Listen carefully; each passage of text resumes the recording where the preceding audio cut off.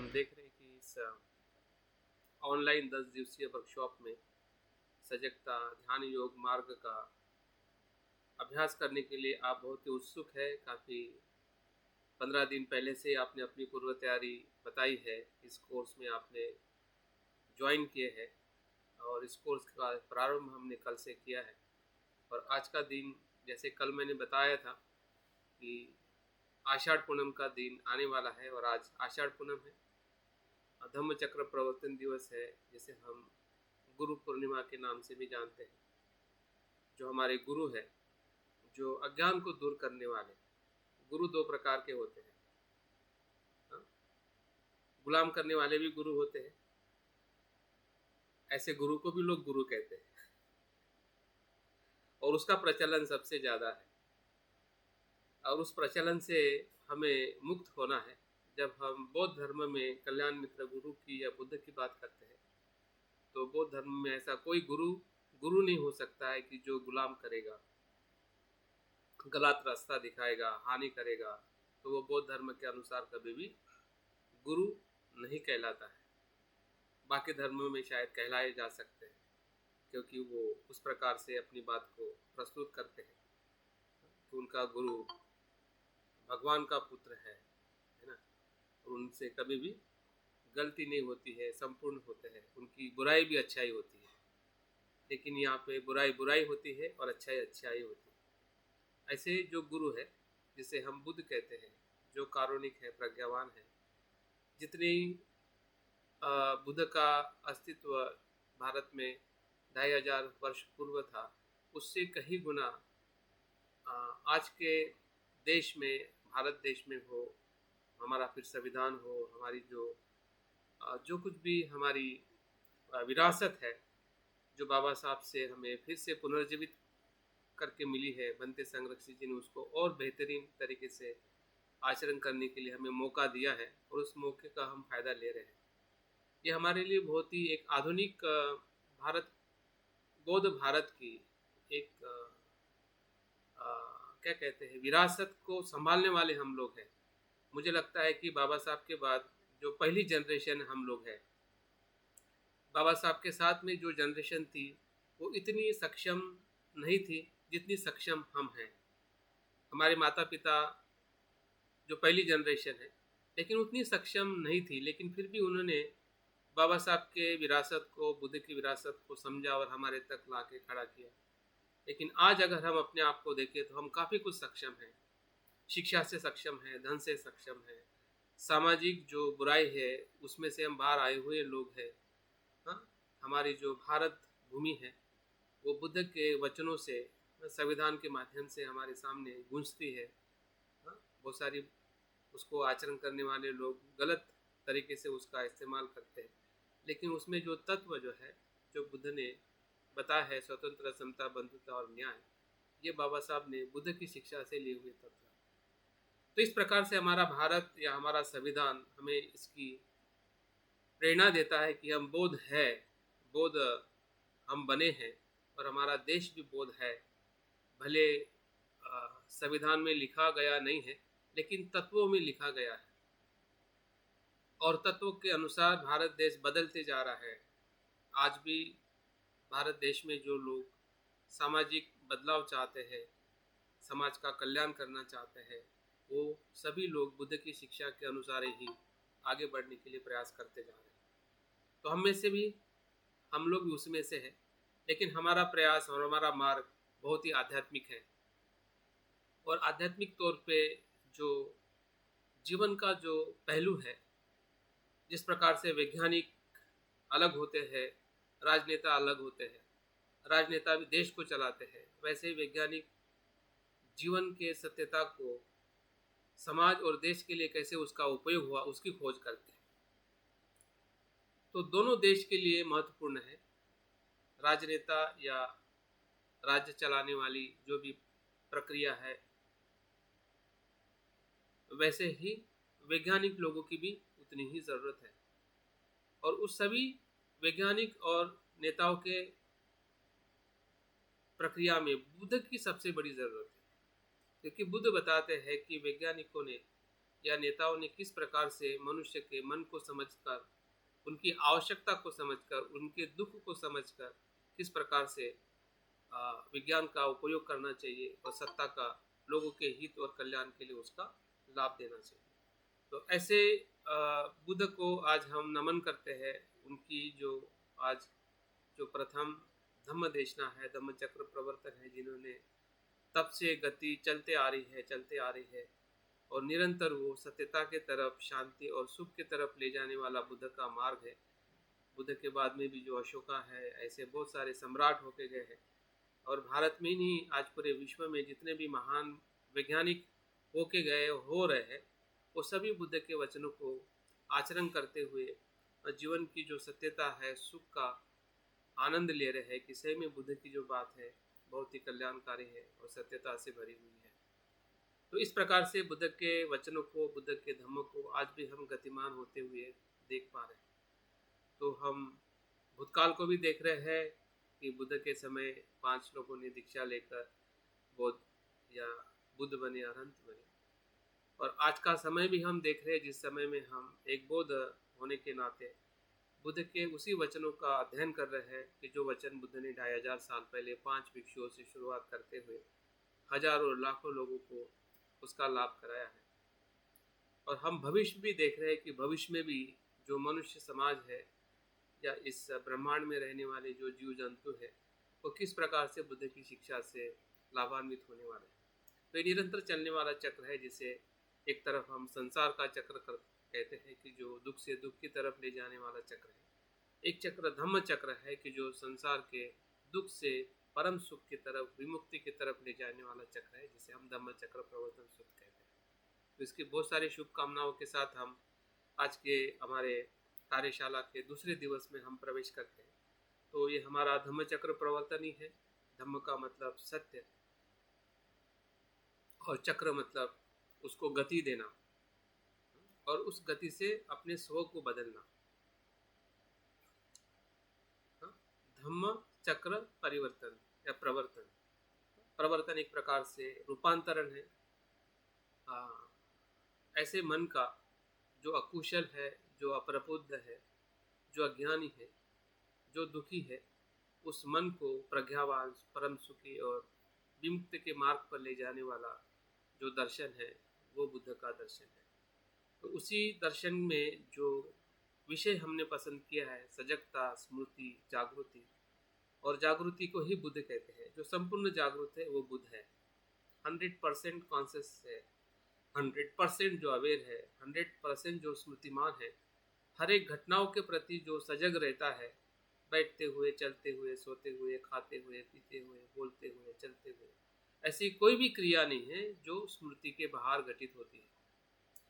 हर एक क्रिया जो है जब स्मृति के समक्ष होती है, स्मृति के सजगता में होती है, स्मृति के प्रकाश में होती है, उसे ही बुद्ध कहते हैं। और हमारी भी कुछ न कुछ क्रिया स्मृति के प्रकाश में हो रही है, इसलिए हम यहाँ पे बैठे हैं, नहीं तो सोए रहते हैं या फिर और किसी कर्म में फंसे रहते हैं। अगर हम स्मृतिमान नहीं होते तो हमारा जीवन आज जो है वो कुछ अलग होता। अगर अच्छा है तो हम स्मृतिमान हैं, सजग है। किससे सजग है और ये सजगता और कितनी विकसित हो सकती है, कितनी और हमें सुखी कर सकती है, इसका हम अंदाजा लगा नहीं सकते। जब हम बुद्ध को देखते हैं तो बुद्ध किस प्रकार से अपने जीवन में सुखी हुए और हजारों लाखों लोगों को उन्होंने सुखी किया, फिर वो राजा हो, रंग हो, महिला हो, पुरुष हो, इस देश का हो, उस देश का हो, हर एक मनुष्य को बुद्ध ने सुख का मार्ग दिखाया है। तो हमें से भी हम भी उसी में से है कि हम भी सुख को चाहते हैं और सुखी बनना चाहते हैं। तो सुख का मार्ग सजगता से आगे बढ़ता है। सजगता को ही स्मृति कहते हैं और स्मृति को ही सती कहते हैं। जिस सती का अभ्यास हम इस वर्ग के माध्यम से अपने काया की स्मृति हो, विचारों की स्मृति हो, हमारी भावनाओं की स्मृति हो या मन की स्मृति हो, या हर एक करने वाले जो हमारी गतिविधियां है, कर्म है, हर एक कर्म में स्मृति का कैसे हमें उपयोग करना है, इसके बारे में हम इस पूरे 10 दिवस के कोर्स में अभ्यास करने वाले हैं। तो आज हम 3 मुद्दों पे बात करने वाले हैं। हो सकता है कि ये मुद्दे थोड़े हमारे लिए कठिन हो, क्योंकि कुछ बातें मैं वैज्ञानिक पहलू पे भी करने वाला हूँ। फिर से आप लोगों के वीडियोस बंद हो गए हैं। मुझे लगता है कि एक तो आप लोग खाना खा रहे हैं या सोने में बैठे हैं, तो अगर दोनों अवस्था में है तो थोड़ा बाहर आ जाइए। अगर नहीं है तो ज़रूर अपनी वीडियो को ऑन रखें और देखने का और एक दूसरे को महसूस करने का आनंद लीजिए। तो दूसरे दिवस में हम 3 मुद्दों को मैंने आपके सामने रखा है, जिसके बारे में आज हम अभ्यास करने जा रहे हैं। पहला जो मुद्दा है वो है हमारी जो स्मृति है, स्मृति का क्या अर्थ है, और स्मृति के अर्थ के साथ हम ये भी देखने वाले हैं कि उसकी जो सजगता का जो मूल तत्व है वो क्या कहता है। मतलब एक शब्द में स्मृति को समझना कभी कभी हमारे लिए बहुत सरल होता है कि स्मृतिमान होना मतलब सजग होना, हर क्रिया के साथ में सजग रहना, लेकिन उसके क्या पहलू है उसको हमें समझने की ज़रूरत है।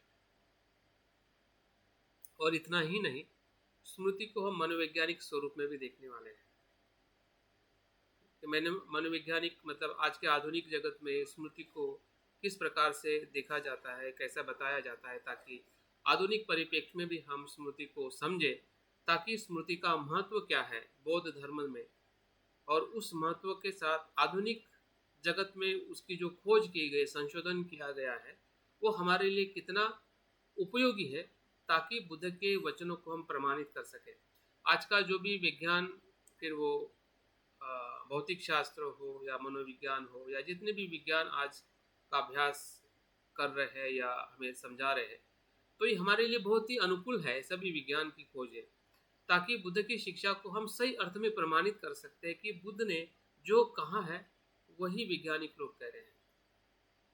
मतलब बुद्ध का सत्य जो है 100% शुद्ध है। अगर फिर वो मन की बात करते हैं तो वैज्ञानिक जगत में मन को किस प्रकार से प्रमाणित करने के बहुत सारे सिद्धांत है, बहुत सारी परीक्षण है, बहुत सारे यंत्र निकाले गए हैं, ताकि मन के जो होने का या जो भी मन के भीतर जो कुछ भी हमें बुराई है, अकुशलता है, और अकुशलता से कैसे हम मानसिक बीमार हो जाते हैं, बुद्ध ने तो 2500 साल पहले बताया है। आज वैज्ञानिक खोज के बता रहा है कि सभी बीमारियां मन से उत्पन्न होती है। बुद्ध ने तो 2500 साल पहले बताया। और बुद्ध ने किस में से खोजा, किससे परीक्षण किया? अपने शरीर और मन का खुद ही परीक्षण किया। ध्यान से देखते देखते सभी को वो जानते गए, जो आज मनोवैज्ञानिक अलग अलग यंत्रों के माध्यम से, फिर वो माइक्रोस्कोप हो या टेलीस्कोप हो या अलग अलग यंत्रों के माध्यम से जीवन की सत्यता को जानकर हमें बताने का प्रयास करते हैं कि हमारा शरीर क्या है और मन क्या है और हमारे दुख का कारण क्या है। तो बुद्ध ने तो अपने ध्यान से जान लिया है। जिस ध्यान को हम आनापान सती कहते हैं, मैत्री भावना कहते हैं, या और अलग अलग ध्यान की जो परंपरा है या विधि है, एक प्रकार से अपने जीवन को देखने की विधि है। जिस प्रकार से हम कोई लेबोरेटरी टेस्ट करते हैं, ब्लड का हो, यूरिन का हो, या MRI करते हैं ताकि बॉडी में और ब्रेन में क्या समस्या हो रही है, तो इस सभी समस्याओं को अगर हम खुद पहचान सकते हैं, अगर हम ध्यान के सही अर्थ में विधि को जानते हैं, और उसमें से स्मृति सबसे महत्वपूर्ण है। स्मृति एक प्रकार से प्रकाश है, एक प्रकार से वो तेज है, जिस तेज और प्रकाश में आप या हम अपने सभी समस्या को जैसा है वैसा देख सकते हैं। अगर दुख है तो दुख के कारण के साथ हम समस्या को देख सकते हैं। अगर हम में सुख है तो सुख का मार्ग हमारे सामने खुला हो सकता है कि हमने सुख को और कैसे विकसित करना है। तो ये जो जादू है, एक प्रकार से स्मृति को जादू भी कह सकते हैं। ऐसी जादू नहीं कि जो भूल भुलैया करने वाली हो, लोगों को गुमराह करने वाले हो या पाखंड की तरफ ले जाने वाले हो। यह ऐसी जादू है कि वो स्वयं को भी सुखी करते है, औरों को भी सुखी करते है। तो ऐसी स्मृति के बारे में हम थोड़ा गहन चिंतन करना या उसका अभ्यास करना, मुझे लगा कि ये हमारी बहुत ही ज़रूरत है, क्योंकि हम काफ़ी लंबे समय से स्मृति का अभ्यास करते आ रहे हैं। तो क्यों ना हम थोड़ा उसको और गहराई में अगर समझने का प्रयास करते हैं, तो स्मृति के प्रति जो हमारी एक सही सोच है, उसको हम बेहतरीन कर सकते हैं। अभी हम बेहतरीन हैं, लेकिन थोड़ा और हम ज़्यादा बेहतरीन हो सकते हैं। ऐसा नहीं कि हमें स्मृति के बारे में बिल्कुल पता नहीं है या हम नहीं जानते हैं, क्योंकि अगर हम आनापानसति कर रहे हैं और उसका थोड़ा हमने अभ्यास किया है, फिर अष्टांगिक मार्ग में हो सम्यक स्मृति, या फिर सप्तबोधांग में हो, या ऐसा भी हम स्मृति के बारे में बहुत कुछ जानते हैं।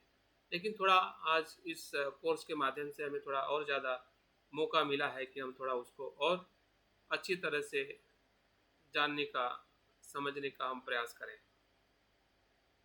तो कुछ बातें मैंने इसमें लिखी है, बताई है, जो आपके सामने प्रस्तुत है, उसको आप देख रहे हैं और उसके बारे में ही मैं बताने वाला हूँ।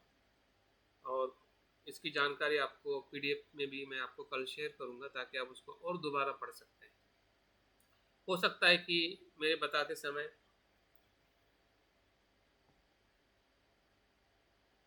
कुछ शब्द, कुछ बातें आपके जहन में नहीं आए, लेकिन बाद में आप उसको ज़रूर पढ़ के उसका अपने अनुभव में चिंतन कर सकते हैं कि इसका अर्थ क्या है और किस प्रकार से इसको हमें समझ। तो इस स्मृति के अर्थ में सामान्य तौर पे उसके 4 अर्थों के साथ में उसको देखा जाता है, जो मैंने इसमें लिखे हैं। स्मृति का सीधा और सरल अर्थ है स्मरण, याद रहना, याद करना। हम जब स्मृति की बात करते हैं, उसका जो सामान्य और जो रोज के जीवन का जो अर्थ हमें समझ में आता है, स्मरण रहना, स्मरण करना, याद रखना, उसी का दूसरा नाम है याद रखना। तीसरा उसका अर्थ है सचेत होना, जिसको हम सजग कहते हैं, सजगता कहते हैं, सचेत होना। और चौथा जो अर्थ है वर्तमान में रहना, वर्तमान में कार्य करना। तो इस अर्थ से स्मृति को सामान्य तौर पे हम समझते हैं और जानने का हम प्रयास करते हैं। फिर आनापान सती, ये सती जो शब्द है, इसी को स्मृति कहते हैं, इसी को ही सचेत, सजगता कहते हैं, सचेत रहना कहते हैं, या वर्तमान में रहना कहते हैं। जो आनापान के साथ में जो सती शब्द आया है, और उसी ध्यान का हम निरंतर अभ्यास करते आ रहे हैं, तो उसी अर्थ को हम थोड़ा और उसके महत्व को भी जानते हुए, उसके प्रति जो हमारी आस्था है, हमारी जो श्रद्धा है, उसको हमने विकसित करना चाहिए। जब हमारी श्रद्धा बढ़ती है, तो श्रद्धा कब बढ़ती है? किसी विषय के प्रति हमारी श्रद्धा कब बढ़ती है? जब उसका हम और चिंतन करते हैं और अभ्यास करते हैं, बौद्धिक तौर पे उसको और ज़्यादा समझने का प्रयास करते हैं, तब जाके हमारी श्रद्धा और गहरी होने लगती है। क्योंकि श्रद्धा कम होने का कारण ये है कि हम बात को तो जानते हैं, लेकिन भली भांति नहीं जानते। जानना और भली भांति जानना, दोनों में फर्क है। स्मृति को हम जानते हैं कि मैं स्मृति को आचरण करता हूँ या पहचानता हूँ, लेकिन पूर्णता में हम नहीं जानते, आधी अधूरी जानते हैं। वो कहते हैं ना कि आधा अधूरा ज्ञान बड़ा खतरनाक होता है। हमारे पास में ज्ञान है, लेकिन आधा अधूरा है, परिपक्व नहीं है, संपूर्ण नहीं है। सभी बातों के साथ में उसको हम समझ नहीं पा रहे हैं या देखने का प्रयास नहीं कर रहे, और ऐसे ज्ञान पे ही हम विश्वास रख के आगे बढ़ना चाहते हैं। तो कभी भी वो पीछे हट सकती है, रुक सकती है, हमें एक प्रकार से हानि पहुंचा सकती है, हम अंधश्रद्धा में जा सकते हैं, या बहुत सारी चीज़ें हैं जिसको हम श्रद्धा कहते हैं, लेकिन रियल में वो श्रद्धा नहीं होती। हम कहते हैं कि मुझे श्रद्धा है ध्यान पर या बुद्ध पर, या जो भी हमारे जो प्रेरणा स्थान है या जो भी हमारे आदर्श है, लेकिन वो रियल श्रद्धा नहीं है, क्योंकि हमने ऐसा ही विश्वास रख दिया कि हाँ ये हुए होंगे होंगे, या पता नहीं लोग उस पर मान रहे इसलिए हम भी उसके मार्ग पर चल पड़े। लेकिन वो चलते हुए हमने धीरे धीरे कोशिश करनी चाहिए जानने की, वो क्या है, क्यों है, उसके और क्या महत्व है, क्या वो करने से सही में ऐसा होता है, हाँ, उसके बारे में हमने और ज़्यादा परीक्षण करने की ज़रूरत है, जिसको हम धम्म विचय कहते हैं। अगर धम्म विचय नहीं करेंगे, जिसको हम चिंतन कहते हैं, अध्ययन कहते हैं, हाँ, अगर अध्ययन हम नहीं करेंगे तो हमारे पास में जो पहली जानकारी है वो इतनी परिपूर्ण हमें मदद नहीं करेगी, वो हमें नॉलेज नहीं देगी। जानकारी है लेकिन नॉलेज नहीं है। जैसे कि मैंने आपको जानकारी भेज दिया, हाँ, कि आ, मन ही सभी सुख दुख का उगम स्थान है, ये आपके पास में जानकारी आ गई है, मैंने कह दिया, आपने पढ़ लिया, लेकिन जानकारी पर्याप्त नहीं है। जरूरी है लेकिन संपूर्ण नहीं है। उस जानकारी पे आप आगे नहीं बढ़ सकते। उस जानकारी के साथ आपको नॉलेज रखना पड़ेगा कि मन क्या है, मन का कुशल धर्म क्या है, अकुशल धर्म क्या है, वो उसको आपको नॉलेज में लेना पड़ेगा, आपको समझना पड़ेगा, जानना पड़ेगा। और तब जाके उस जानकारी के साथ जब आपका नॉलेज, आपकी जो अध्ययनशीलता जब सामने आती है या उसको बढ़ाते हैं, तो हमारी श्रद्धा पूरी तरह से आगे बढ़ने लगती है और हम उस सफलता की तरफ जा सकते हैं जिस सफलता की हम अपेक्षा कर रहे हैं। सुखी होने का हम जो उद्देश्य हमने बना के रखा है कि मुझे सुखी होना है, और सुखी नहीं हो रहे, उसका कारण कहने की हमारी श्रद्धा की कमजोरी है, अध्ययन करने की कमजोरी है, जिसके कारण हम आगे नहीं बढ़ पा रहे। तो सजगता बौद्ध धर्म में क्या महत्व रखती है, कहाँ कहाँ उसका जिक्र किया गया है। सजगता को लेके बुद्ध ने, जैसे कि जब मैंने शुरुआत में ही कहा, बुद्ध मतलब कौन। बनते संरक्षित जी कहते हैं कि बुद्ध कौन है, कि जो सजग है, जागरूक है। तो उसमें सब कुछ आ गया। अगर सजगता क्या है, जागृति क्या है, इसको अगर आप ढूंढना चाहते हैं तो बुद्ध में ही वो आ गया। बुद्ध का अर्थ ही सजग होना है। सजगता में ही बुद्ध है। जो जागरूक है, जो सजग है, 100% सजग है, 100% जो सजग है, वो बुद्ध है। और उसी सजगता में सब कुछ गुण आ जाते हैं। सजगता में, प्रकाश में कभी अंधेरा नहीं हो सकता है। प्रकाश में कभी अंधेरा रह नहीं सकता, बुराई रह नहीं सकती है। प्रकाश में जो रहेगा शुद्ध शुद्ध ही रहेगा, अनंत रहेगा, असीम रहेगा। जिसे हम बुद्ध के गुणों का वर्णन करते हैं, वो सभी उसी के गुणों के साथ में। फिर उसमें प्रज्ञा हो, करुणा हो, मैत्री हो, उसी सजगता के प्रकाश में बुद्ध निरंतर करुणा करते हैं, निरंतर मैत्री करते हैं, निरंतर प्रज्ञा में वो जीवित रहते हैं, निरंतर जीवित है, जब हम सजगता के अर्थ को पहचानते हैं। और इसलिए सजगता या स्मृति, यह शब्द जो है बुद्ध की महत्वपूर्ण शिक्षाओं में विलक्षण रूप से परिलक्षित होते हुए दिखाई देता है। ये शब्द जो है, मैंने भंते ने जो ग्रंथ किताब लिखी है लिविंग विद द अवेयरनेस, उसमें से मैंने लिए हैं। सेम टू सेम ये शब्द मैंने लिए, क्योंकि मुझे ये शब्दों से ऐसा लगा कि यही सजगता का महत्व है। और उसमें सबसे पहले जो बात की है कि संबुद्धि के अंग में 7 अंगों में से एक अंग है। मुझे लगता है कि सप्तबोधांग स्मृति से ही शुरू होता है। स्मृति के बाद में धम्म विचय आता है, और वहां से धीरे धीरे 7 अंग जो है वो हमें उपेक्षा तक या विमुक्ति तक ले जाते हैं। 5 धम्मेंद्रियों में आता है। जो धम्मेंद्रिय, जो बुद्ध के बुद्धत्व का मार्ग है। जब बुद्ध अपने अनुयायी को बताते हैं कि मैंने किस मार्ग का अनुसरण किया जिसके कारण मैंने बुद्धत्व प्राप्त किया, और उसका सबसे बड़ा प्रमाण है अरिपर्यसन सूत्र जो है, उसमें बुद्ध अपने ग्रह त्याग की और बुद्धत्व प्राप्त करने के मार्ग की बात करते हैं कि मैंने ग्रह त्याग क्यों किया और किस मार्ग से मैंने बुद्धत्व प्राप्त किया। तो बुद्ध कहते हैं कि मैंने पंच धर्मेंद्रिय के माध्यम से बुद्धत्व प्राप्त किया, और जिसमें स्मृति जो है बहुत ही इम्पोर्टेंट भूमिका निभाती है। जो आपकी श्रद्धा है और प्रज्ञा है, वीर्य है और समाधि है, उसका संतुलन करती है, बैलेंस रखती है। आपके श्रद्धा और प्रज्ञा में और वीर्य और समाधि में बैलेंस रखने वाला जो तत्व है वो स्मृति है। अगर स्मृति नहीं है तो आपकी प्रज्ञा जो है वो निष्क्रिय बन जाएगी, आपकी श्रद्धा अंधश्रद्धा बन जाती, आपका वीर्य जो है हाँ वो निष्क्रम्य बन जाता है, काम का नहीं रहता है, आपकी समाधि शुष्क बन जाती, किसी में भी कुछ भी नहीं मिलता है। लेकिन वो तब मिलता है कि जब उस सभी धम्मेंद्रिय में स्मृति का प्रमाण होता है, स्मृति के साथ में उसका संतुलित विकास करने का जो अनुभव है वही स्मृति है। अगर स्मृति नहीं है तो सब कुछ ये अंग जो है बिखर जाते हैं, किसी का भी कुछ भी विकास नहीं होता है कि जो स्वयं और औरों के कल्याण में उसका उपयोग हम ले सकते हैं। और इसलिए उसको पंचबल भी कहते हैं। ये बुद्ध के पंचबल है जिसके माध्यम से वो बुद्धत्व प्राप्त करते हैं, जिसमें स्मृति है।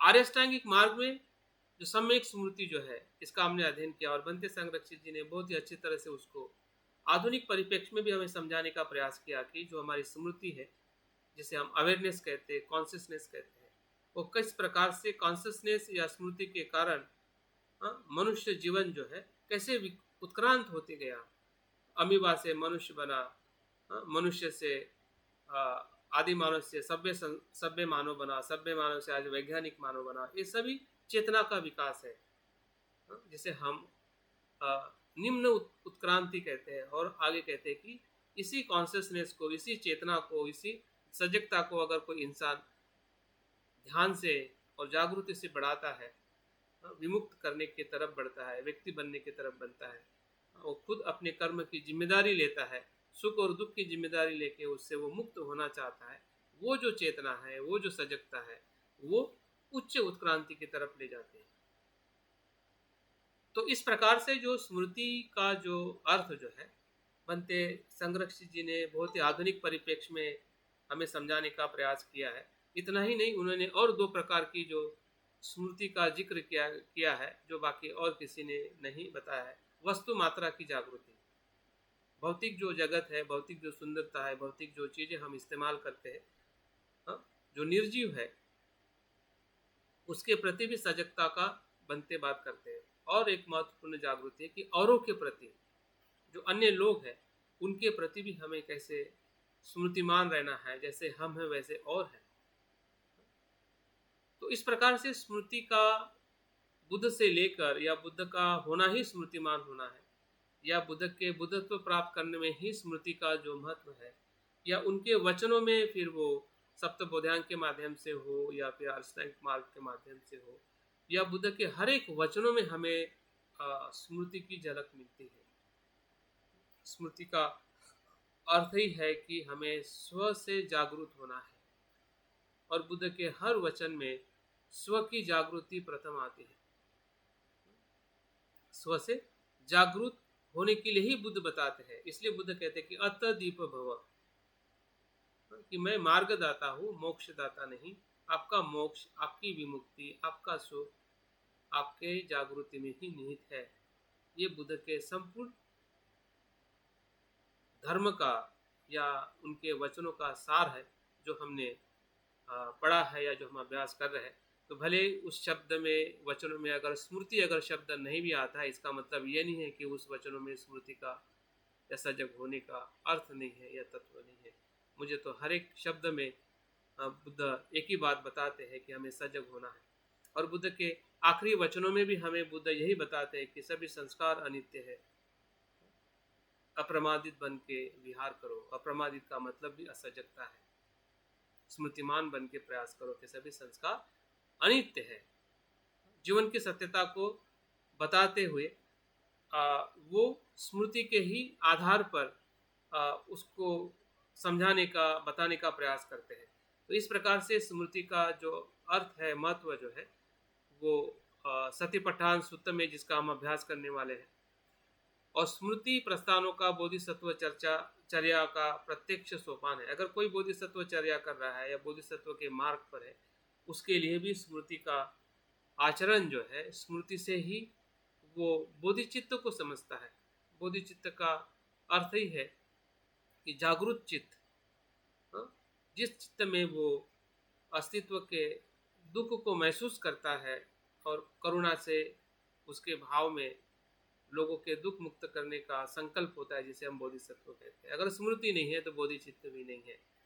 हाँ, बुद्ध ने स्वयं स्मृति के सराव से ही बुद्धत्व को प्राप्त किया, जैसे कि अभी हमने बात किया। अगर हम बुद्ध के उपदेशों में देखते हैं कि बुद्ध ने अपने पुत्र राहुल को जो उपदेश दिया, उसमें भी स्मृति के बारे में बहुत ही अच्छी तरह से उन्होंने बताया। अगर राहुल सुत्त हम पढ़ते हैं, जिसमें बुद्ध राहुल को उपदेश देते हैं, उसमें भी स्मृति का अभ्यास के बारे में बताया है। तो इस अर्थ से जो सजगता है, स्मृति है, या वर्तमान में रहने का जो बुद्ध उपदेश बताते हैं, उनके हर एक पहलुओं में हम उनके अस्तित्व में या उनके उपदेशों में हम देख सकते हैं। और महत्वपूर्ण जो बात है कि ये क्यों महत्व का है, इन दो जो आखिरी जो मुद्दे हैं उसको सुनकर आपको आश्चर्य होगा कि स्मृति हमारे लिए क्यों महत्व की है। जितनी भी अकुशल इच्छाएं हैं, इसको ध्यान से सुने और इसके ऊपर बाद में आप चिंतन भी कर सकते हैं। आगे इसके ऊपर हम और ज़्यादा इसका अनुभव भी हमें होगा। जितनी भी अकुशल इच्छाएं हैं, उनको जीतने का एकमात्र उपाय स्मृति है। इस मार को और उसकी सेना को, मार और उसकी सेनाएं जो है, उसको अगर कोई नाश कर सकता है, ऐसा कोई अगर शस्त्र है, अमोघ शस्त्र, वो स्मृति है। हर साधक को अपने प्रत्येक क्रियाकलाप के विषय में ज्ञानवान और स्मृतिमान होना चाहिए। यही स्मृति का सारांश, जिसका हम प्रयास करते आ रहे हैं, अभी भी कर रहे हैं, और निरंतर और इसके प्रयासों में हमारा और विकास हो और बेहतरीन तरीके से हम उसको विकास करें, ये हमारे हाथ में है। अगर हम सही में देखते हैं कि हमारी जो लड़ाई है या हमारा जो शत्रु है, उस शत्रु से अगर हमें जीतना है या उसको हराना है, तो हमारे पास में बहुत बड़ा शस्त्र है, जिसे हम स्मृति कहते हैं, सजगता कहते हैं। और भंते ने भी स्मृति इस चैप्टर में बताते हैं कि स्मृति जो है आग की तरह अग्नि है। जैसे कि हम किसी पानी को तपाते हैं और पानी धीरे धीरे भाप में परिवर्तित हो जाती है, वैसे ही हमारे मन में जो भी अकुशलता है, सब कुछ भाप में परिवर्तित हो जाती है। क्योंकि जैसे जैसे उसको स्मृति की आग मिलेगी, वैसे वैसे उसके भीतर का जो अकुशलता का जो तत्व जो है पूरी तरह से बदल जाएगा, पूरी तरह से उसका रूपांतरण होगा, और वो रूपांतरण हमें कुशलता और निर्वाण की तरफ ले जाने वाला रूपांतरण है। तो इस अर्थ से हम स्मृति के तत्व को देख सकते हैं। और आगे जो बातें मैं और बताने वाला हूँ, वो कुछ वैज्ञानिक तौर पे भी हमें कुछ डेटा मैंने कलेक्ट किया है, ताकि आप स्मृति की जो आवश्यकता जैसे हमें आध्यात्मिक जगत में है, वैसे ही मनोवैज्ञानिक जगत में या जो लोग जीवन जी रहे हैं, उसमें भी कैसे स्मृति की आवश्यकता है और कैसे उसको हम देखें। सर, हाँ जी, ये जो अभी आपने जो बात बताई ना, ये ठीक है। ये जितनी भी अकुशल इच्छाएं हैं, उन्हें जीतने का एकमात्र उपाय स्मृति ही है, या उसकी सेना को नष्ट करने का। तो इसको एक एग्जाम्पल लेके, जैसे कोई मार मतलब है नकारात्मक प्रवृत्ति को ही मार कहा है ना, तो उसको उदाहरण लेके और वो स्मृति से कैसे ये होगी, तो ऐसे एक्सप्लेन करके समझा सकती है। हाँ, जैसे कि मैंने भंते ने जो उदाहरण दिया है पानी का, भाप कैसी बनती है, तो इसमें आप कोई भी उदाहरण ले सकते हैं। जैसे कि हमें लोभ आ रहा है या द्वेष आ रहा है। अभी द्वेष आना या लोभ आना, जिसे हम ध्यान के भीतर जो हम 5 निवरण देखने वाले, उसमें भी हमें बहुत सारे उपाय के तौर पे उस पर और ज़्यादा स्पष्टता करेंगे। लेकिन अगर हमें द्वेष आता है या आ रहा है, अगर हम उस द्वेष को आते हुए उसकी सजगता के साथ में देखते हैं कि द्वेष आ रहा है। कभी कभी क्या होता है, द्वेष आता है और हमें हाईजेक कर लेता है। हाँ, उसके जो आने का जो प्रमाण है या आने का जो स्रोत है, उसके प्रति बिल्कुल हम सजग नहीं होते। उदाहरण के तौर पे अगर कुछ हम चल रहे हैं और चलते हुए किसी पत्थर से हमारा पैर टकरा जाता है, अभी टकरा गया, उसके पहले हमने पत्थर को देखा भी होता है, लेकिन टकराने के बाद में पत्थर का एहसास होता है। तो वहाँ पे स्मृति नहीं होने के कारण वो जो पत्थर जो है वो हमें दुख का कारण बन गया। लेकिन अगर हम वहाँ पे सजग है तो पत्थर तो वहाँ पे रहेगा, द्वेष आएगा, वैसे पत्थर भी वहाँ पे रहेगा, लेकिन द्वेष और पत्थर से आने से भी हम वहाँ से बचने की संभावना है, क्योंकि वहाँ पे जो हमारी जागृति जो है उस आने वाले मार को जितने वो फोर्स से आता है और जितना हमारी जागृति का अनुभव रहता है, तो उस फोर्स को वो क्या करता है, ढीला करता है या उसके प्रभाव को कम करता है। और इतना ही नहीं, जब हम और ज़्यादा जागरूक रहते हैं, जैसे कि बुद्ध के उदाहरण में जब हम इस मार को देखते हैं या मार सेना को देखते हैं, तो विचित्र रूप में अग्नि के रूप में या स्त्री के रूप में उनके सामने प्रहार करते हैं, लेकिन वो प्रहार जैसे बुद्ध के समीप, बुद्ध के मंडल के पास में आता है, आभा मंडल के पास में, जागृति के मंडल के पास में, तो वो सभी शस्त्र जो है फूल में परिवर्तित हो जाते हैं, वो बदल जाते हैं। क्योंकि वो इसलिए बदलते हैं क्योंकि बुद्ध की जागृति वहाँ पे ठहरी हुई है। बुद्ध के जागरूकता से जब वो देखने से वो जो अकुशलता जो है वो कुशलता में परिवर्तित हो जाती है, क्योंकि अकुशलता जो है तब तक ही है जब तक उसको आप ठोस मानते हैं, जब तक उसको। एक बात पे इसका भी उत्तर मिल गया ना, तो आपने अभी एक वाक्य बोला था कि स्मृतिमान होना ही बुद्ध है। हाँ जी, 100% स्मृतिमान रहना ही बुद्धत्व है। बिल्कुल। तो जितना व्यक्ति अगर इस तरह से रहता है तो फिर वो ये होगा। और फिर वो धर्म इंद्रियों की बात कही, वो भी यहाँ मतलब सार्थक होती है कि अगर हम स्मृतिमान नहीं है तो फिर वो श्रद्धा का जो तत्व है, मतलब श्रद्धा माने सत्य को समझना, सत्य को अगर नहीं समझते हैं तो वो जो भी श्रद्धा होगी, हाँ, वो अंधश्रद्धा में परिवर्तित हो जाए, श्रद्धा होगी ना, अधूरी होगी, प्रज्ञा पर आधारित नहीं होगी, क्योंकि उसमें स्मृति का अभाव है, उसमें जागृति का अभाव है। बिल्कुल बिल्कुल। तो इस तरह से सभी जो है नीरस और निराश, मतलब रूखे तत्व होंगे या असमाधानी तत्व होंगे, भले ही चाहे वो धम्म इंद्रिय बताई है, लेकिन स्मृति के बिना वो सभी जो है अर्थहीन हो जाएंगे। बिल्कुल। और इसलिए अभी हाँ जी सुभाष, अभी जो बात हमें और आपके सवाल और बाकी भी मित्रों के मन में अगर कोई सवाल है तो सवाल को आप लिख के रखें, ताकि हाँ सही जो समय आएगा या इसके बाद में भी जो हम अभ्यास करने जा रहे हैं इसी के आसपास जो अन्य जो मुद्दे हैं, उसमें से बहुत सारे सवाल के जवाब आपको मिल सकते हैं।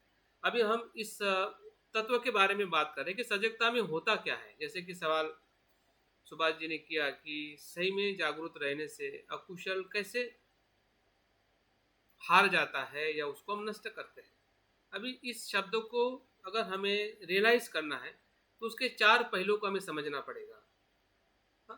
जो सजगता के 4 मूल तत्व है, अगर ये आपको समझ में आ जाते हैं और इसका आप थोड़ा भी, जैसे कि उदाहरण के तौर पे द्वेष पे हम काम कर रहे हैं, लोभ पे काम कर रहे हैं, भय पे काम कर रहे हैं, या कोई भी हमारी जो समस्या है, परेशानी है, अगर उस पर अगर हम इस 4 तत्वों के आधार पर अगर जागरूक है तो निश्चित ही आपका वही अनुभव होगा जो अनुभव बुद्ध को हुआ है। आते हुए तो मार रहे, लेकिन वो उनके समीप आने के बाद में मार फूलों में बदल गए। आते समय तो द्वेष लगेगा, लेकिन वही द्वेष आपके लिए मैत्री का कारण बन जाएगा। आते समय आसक्ति रहेगी, लेकिन वही आसक्ति आपके बुद्ध की श्रद्धा में बदल जाएगी। आते समय बहुत कुछ लगेगा, बहुत बड़ी समस्या है, लेकिन आते आते आपके पास में लगेगा कि ये मेरे लिए अपॉर्चुनिटी है। दूर से देखने से बहुत कुछ लगेगा, जैसे दूर से देखने से बहुत बड़े बादल लगते हैं, लेकिन जैसे जैसे बादल को आप देखते हैं तो बादल हटने लगते हैं, नहीं तो वो भयभीत करने वाले बादल दिखने लगते हैं। देखने का मतलब है सजग होना, और सजगता एक अपने आप में ऐसी ऊर्जा है, ऐसा मतलब कह सकते हैं कि नेचुरल ये तत्व है, ये कोई बाहर से आने वाला तत्व नहीं है, ये सीखने वाला तत्व नहीं है। हम कॉन्शियस है, यही हमारे होने का एहसास है। कॉन्शियसनेस कहीं बाहर से नहीं है, जागृति कहीं बाहर से नहीं है। हम जागृत है तभी इंसान है, नहीं तो फिर प्राणी है। मतलब जागृति हमारे रोम रोम में है। तो बुद्ध क्या कहते हैं कि इसी जागृति की जागृति बुद्धत्व की तरफ ले जाती है। इसी जागृति की जागृति नहीं होती है तो मनुष्य से हम प्राणी लोक में चले जाते हैं, या संसार में बार बार आते हैं। लेकिन जैसे हम जागृति की जागृति बढ़ाते हैं, या उस बढ़ाने का जो प्रयास करते हैं ध्यान के माध्यम से, चिंतन के माध्यम से, या हमारी जो स्मृति है उसका विकास करते हुए जब हम जागृति को बढ़ाते हैं, तो हम सही अर्थ में एक अच्छा मनुष्य होने का जो अनुभव है हमारे जीवन में आने लगता है। जैसे बुद्ध के जीवन में आया और वो बुद्ध बने और हजारों लोगों को उस मार्ग का पथ दिखाया, मार्ग दिखाया, और हजारों लोगों ने, लाखों लोगों ने उसका अनुभव किया है। ये प्रमाणित है। अगर वो कर सकते हैं, वो बने हैं, तो मैं और हम क्यों नहीं, और हर इंसान क्यों नहीं जो इस धरती पर दुखी है, पीड़ित है। हर एक इंसान के लिए जरूरी है। तो इस सजगता का जो मूल मंत्र कह सकते हैं या मूल तत्व कह सकते हैं, अगर हमें समझ में आ जाता है तो हमारी स्मृति कितनी वीक है और कितनी विकसित करने की जरूरत है। अभी तक हमें लगता है कि मैं आनापानसति कर रहा हूं तो मैं स्मृतिमान हूं। हो सकता है कि हम स्मृतिमान हैं, लेकिन उस स्मृति में कितनी वीकनेस है, या उसमें और कितना विकसित करने की हमें ज़रूरत है। और इसलिए मुझे लगता है कि अभ्यास की हमारे लिए बहुत ही ज़रूरी है, जिससे हमें इस बात का ख्याल आएगा कि हम सही में स्मृतिमान हैं तो कितने हैं और कितनी होने की ज़रूरत है। इन चार बातों को देखते हुए हमें दिखाई देगा। तो पहली जो बात है सजगता में वो है मन की या चित्त की वर्तमान में स्थित होना। चित्त का वर्तमान में स्थित होना, ये पहली प्रगति है, पहला तत्व है, पहला पायदान है, जिसे हम स्मृति कहते हैं। वर्तमान मतलब इस क्षण में हमारा मन होना, जो हम कर्म कर रहे हैं।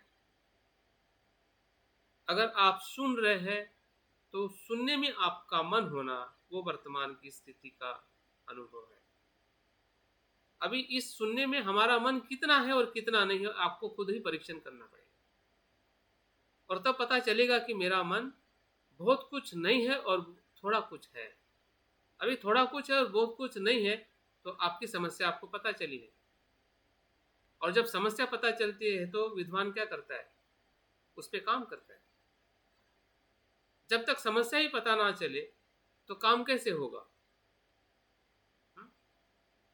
समस्या की सबसे पहले खोज करनी है। जैसे कि हम कोई बीमारी की पहले खोज की जाती है कि बीमारी क्यों हुई है, और उसके बाद में उसके ऊपर दवाई दी जाती है। अगर आपको पता ही नहीं चला किस कारण ये बीमारी हुई है और हम दवाई लेते रहेंगे तो उसके साइड इफेक्ट्स हो जाएंगे और हमारी बीमारी कभी भी सही नहीं होगी। तो हमारी जो स्मृति है वर्तमान में है या नहीं है, इसको सबसे पहले हमें समझना पड़ेगा और उसको पहचानना पड़ेगा कि हाँ मैं हूं, कितने प्रमाण में हूं और कितने प्रमाण में नहीं हूं। जब मैं सुनता हूं, जब मैं देखता हूं, जब मैं खाता हूं, जब मैं चलता हूं, जब मैं सोचता हूं, जो भी हम कृति कर रहे हैं, क्योंकि हर कृति जो है वर्तमान में ही होती है। भले बाद में वो भूतकाल का हिस्सा बन जाती है या वर्तमान की परिकल्पना बन जाती है कि मैं कल ऐसा करूँगा, कैसा करूँगी, या भूतकाल में कल मैंने ऐसा किया था, वैसा किया था। लेकिन हर कृति जो है वर्तमान से होके ही भूतकाल और भविष्य में हमें दिखती है। भविष्य में भी जो दिखता है, जो वर्तमान में आने वाला है, वही भविष्य है। वर्तमान होके भविष्य आता है। भविष्य कोई अपने आप में नहीं है जो हम भविष्य के लिए सोच रहे कि मैं ये करूँगा, वो करूँगा। लेकिन वो समय क्या है, वर्तमान का ही समय होगा। जिस समय से भविष्य आप अभी देख रहे हैं कि कल कैसा होगा। तो जो कुछ है वर्तमान है। वर्तमान में चित्त की स्थिति को रखना या वर्तमान में मन का अनुभव होना, उस कृति के साथ, उस घटना के साथ, उस कर्म के साथ, तो समझ जाइए कि हम स्मृतिमान उस पहलू के साथ जुड़े हुए हैं, उस तत्व का हमें अनुभव हो रहा है कि हम स्मृतिमान हैं। अगर नहीं है, इसकी भी स्मृति रखना भी स्मृतिमान है। ऐसा नहीं है कि स्मृति की स्मृति रखना, विस्मृति की भी स्मृति रखना, तब जाके हम स्मृति का विकास कर सकते हैं।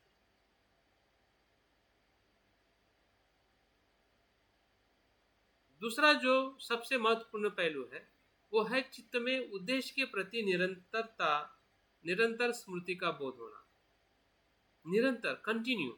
जैसे कि अभी हम क्लास में बैठे हैं, तो क्लास में बैठने से लेके अभी तक और छूटने तक जो इस वर्ग की जो हमारा उद्देश्य है, उसके उद्देश्य के साथ निरंतर बनाए हम रखते हैं, तो समझ जाइए कि आपकी स्मृति या हमारी जो स्मृति है और ज़्यादा विकसित हो रही है। ये तो शुरुआत में हमारा उद्देश्य होता है, दूसरे 10 मिनट में हमारा उद्देश्य बदल जाता है, दूसरे उद्देश्य में हमारा मन चला जाता है, फिर तीसरे इसमें और कहीं चला जाता है, और कहीं चला जाता है, और कहीं चला जाता है। हम तो क्लास में हैं, लेकिन हमारा उद्देश्य, इंटेंशन जो है बार बार उस कृति के साथ में नहीं जो कृति कर रहे हैं। अभी हम क्या कर रहे हैं? सुन रहे हैं, अभ्यास की बात सुन रहे हैं, धर्म की बात सुन रहे हैं। यही हमारा वर्तमान है। और इसी वर्तमान के उद्देश्य के साथ अगर मन नहीं रहता है और रहता है, दो चीजें हैं, मन का होना और नहीं होना। अगर होना तो सजगता है, अगर नहीं होना उसको भी जानना सजगता है, लेकिन उसको हम नहीं जानते हैं तो असजगता है। मतलब हम स्मृति का सही अर्थ में विकास नहीं कर पा रहे। और इसको पारंपरिक शब्द में कहा जाता है संप्रजन्यता, उद्देश्य की निरंतरता की,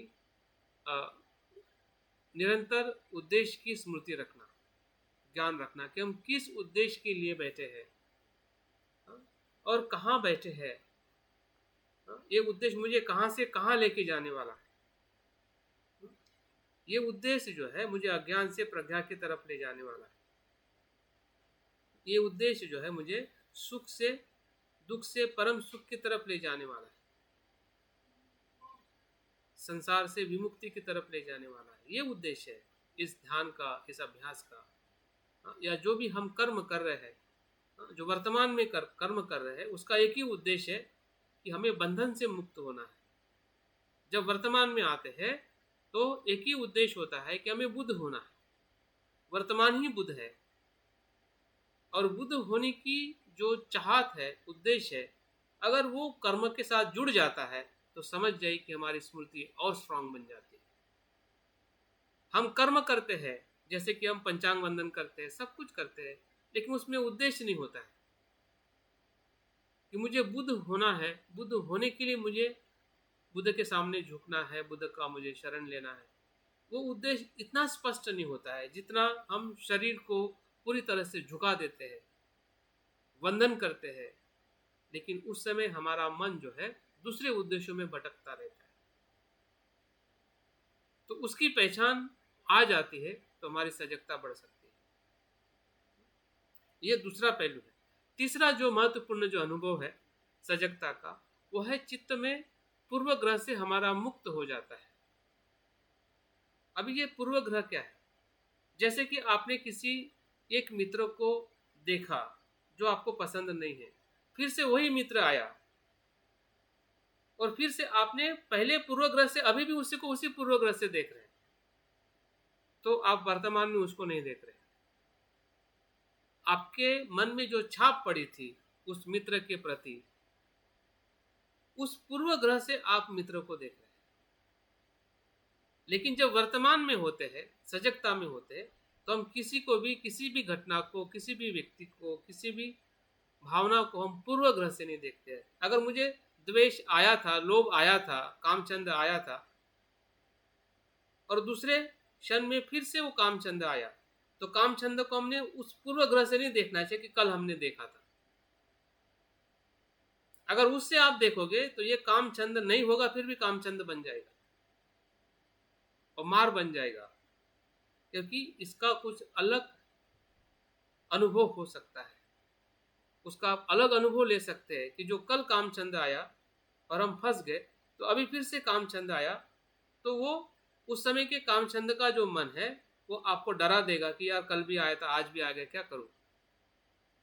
और आपके पूर्व के अनुभव में वो पूर्व ग्रह में उस कामचंद को पकड़ लेगा और उस कामचंद से हम फिर मुक्त नहीं हो सकते, क्योंकि आप पूर्व ग्रह से उस कामचंद को देख रहे हैं, आपके द्वेष को देख रहे हैं, आपके जो भी अकुशलता है या आपकी जो भी कुशलता है उसको पूर्व ग्रह में नहीं देखना है। जो हमारे पूर्व ग्रह में सभी संस्कार आ जाते हैं, हमारी जो एक सोचने की जो एक हमारी चौकटी है कि जैसे हम सोचते थे उसी प्रकार से अभी भी सोच रहे हैं। जैसे कि स्त्री होने के नाते स्त्री के चौकटी में हम सोचते हैं, पुरुष होने के नाते पुरुष की चौकटी में सोचते हैं, या हमारे कुछ अच्छे और बुरे स्वभाव है उस चौकटी में हम अपने आप को देखते हैं। वो पूर्वग्रह है, वो कुशल भी हो सकते, अकुशल भी हो सकते हैं। उससे मुक्त होके जब हम घटनाओं को देखते हैं और कर्म करते हैं, जैसे कि सांस को देखना है या जो भी हम धर्म को चिंतन करते हैं, अभ्यास करते हैं, तो पूर्व ग्रह से मुक्त होके देखना ही सजगता है। ये अनुभव हमें और गहराई में ले जाता है, जिसको कहते हैं अनबायस,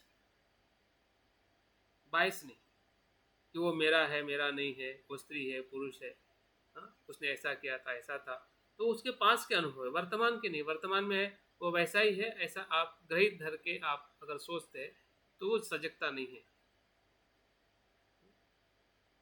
सजगता से देखना मतलब जिसमें किसी प्रकार का पूर्वग्रह नहीं है। उसमें जातिवाद भी पूर्वग्रह के रूप में आ सकता है। जितने भी वाद है, जितने भी हमारे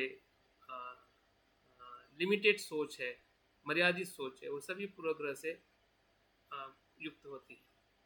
तो वर्तमान में या सजगता में पूर्वग्रह नहीं होता है। और चौथी और महत्वपूर्ण जो बात है वो है चित्त में फिर क्या होता है जब पूर्वग्रह नहीं होता है, जागरूक होते हैं, निरंतर उद्देश्य के साथ बने रहते हैं, तो चित्त जो है, मन जो है, वो असीम मैत्री करुणा और शांति में परिशुद्ध चित्त का अनुभव लेता है, और इसलिए उसको बुद्ध का चित्त कहते हैं। फिर जो रहता है फिर वहां पे शुद्ध ही शुद्ध रहता है। जो मन वर्तमान में हो और उद्देश्य के साथ में उसको पता चल रहा हो कि मैं अभी कहाँ पे हूँ और किस दिशा से मैं जा रहा हूँ, मेरी स्मृति है उसका भी ज्ञान होता है, स्मृति नहीं उसका भी ज्ञान होता है। उद्देश्य का मतलब ये है, उद्देश्य का मतलब हम उस समय परिपूर्ण नहीं है लेकिन हम परिपूर्ण होने की कोशिश कर रहे हैं, ये हमारा उद्देश्य है। हम बुद्ध नहीं है लेकिन बुद्ध होने की कोशिश करना ये उद्देश्य है। तो वैसे जैसे जैसे उद्देश्य के साथ हम बने रहते हैं कि मुझे बुद्ध बनना है, बुद्ध बनना है, और द्वेष आता है, तो पूर्व ग्रह से ग्रसित न होकर द्वेष को हम स्वीकार करते कि ये तो मेरा द्वेष है। उसके वजह से द्वेष नहीं आया है, जिसने मुझे गाली दी है, जिसने मुझे अपमान किया है, द्वेष तो मेरे भीतर है। और वो भीतर का द्वेष जब हम उसको वर्तमान में देखते हैं तो बदलते हुए दिखाई देता है, ठोस दिखाई नहीं देता है, मैं का भाव से रहित दिखाई देने लगता है जब वर्तमान में देखते हैं। जब हम वर्तमान में द्वेष को नहीं देखते हैं तो वो सॉलिड बन जाता है कि ये मेरा द्वेष है, उसने मुझे ऐसा कहा है, इसने मेरा अपमान किया है, इसने मुझे हानि पहुंचाई है, और उस प्रकार से द्वेष और ज़्यादा द्वेषी बन जाता है। एक बार आने वाला द्वेष 1000 गुना बड़ा बन जाता है जब वो पूर्व ग्रह से ग्रसित हो जाता है। लेकिन जब वर्तमान में हम द्वेष को देखते हैं तो द्वेष तो आता ही है, लेकिन द्वेष है क्योंकि वो मूल से गया नहीं है। लेकिन जागृति क्या करती है, उस द्वेष को ओपन करती है, खुला करती है कि आने दो और जाने दो। वो आने के लिए ही, जाने के लिए ही आ रहा है, उसको आप पकड़ के रोक नहीं सकते हैं। लेकिन रोक नहीं सकते इसका मतलब द्वेष करना है ऐसा नहीं है, उस ऊर्जा को रिलीज करना है। द्वेष आएगा मतलब हम द्वेष करेंगे ऐसा नहीं होता है। द्वेष को रिलीज करना है, उसको खुला करना है अपने मन के भीतर।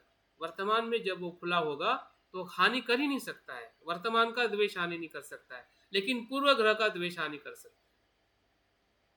पूर्व ग्रह से ग्रसित अगर द्वेष है वो हमारी भी हानि करेगा और औरों की भी हानि करेगा। और इसलिए जो सुभाष जी ने सवाल किया था कि वो क्या होता है जब हम वर्तमान में द्वेष को देखते हैं। आप देखिए कि जब आपके पास में आग है तो आग में अगर आप जागरूक है तो क्या वो आग आपको जलाती है? क्या नहीं जला सकती है। आप उस आग से रोटी पकाते हैं तो आग आपको जलाती नहीं है, जबकि वो आग है, वो आपको भी मतलब विधायक बोले तो विधायक रूप में उसको यूज करते हैं, उससे उससे मतलब उसके नकारात्मक तत्वों को समझते हुए उनसे दूर रहते हैं।